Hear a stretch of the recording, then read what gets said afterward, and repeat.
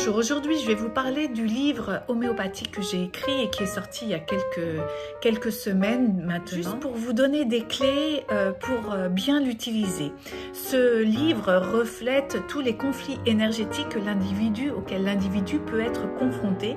Et c'est justement ça qui est intéressant, c'est comment trouver le conflit chez l'individu. Alors déjà, pour ceux qui ont un système de test, que ce soit un test kinésio, un test au pouls, un test crânien ou bien même le pendule, eh ben, je vais vous expliquer comment faire. D'abord, on va prendre les 5 éléments. Donc, dans les 5 éléments, on va essayer de chercher le conflit de la personne. Donc, par exemple, est-ce que c'est bois, feu, terre, métal ou eau?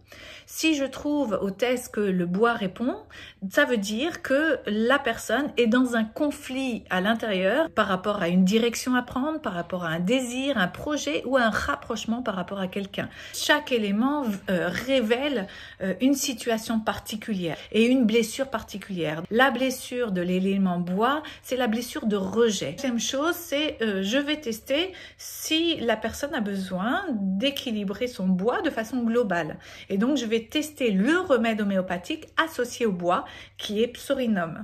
Si Psorinum ne sort pas, à ce moment-là, je vais aller un peu plus en profondeur, comme dans un système fractal. Et donc, dans le bois, je vais aller chercher qui le bois est-il en conflit, c'est-à-dire bois, bois feu, bois terre, bois métal ou bois eau.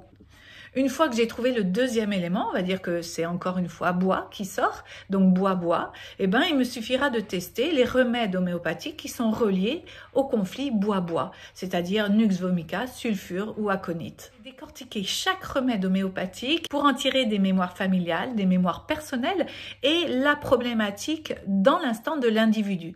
Vous savez que la maladie ou le symptôme révèle quelque chose du présent, mais vient révéler quelque chose comme une projection, comme un écho avec quelque chose du passé et quelque chose de l'histoire familiale. D'accord ?